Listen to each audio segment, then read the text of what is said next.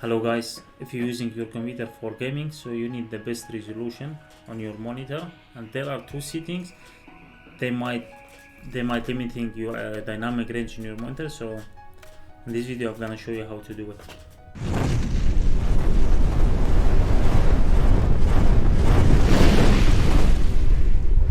Let's do it.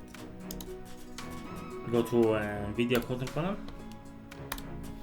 and on video control panel go to adjust video color, use with the NVIDIA setting, and go advanced, and dynamic range put on full. Here's the first one. Second one, go to change resolution. On change resolution, apply the following settings. Use NVIDIA color settings, and dynamic range, if it's not on full, just put it on full, and that's it.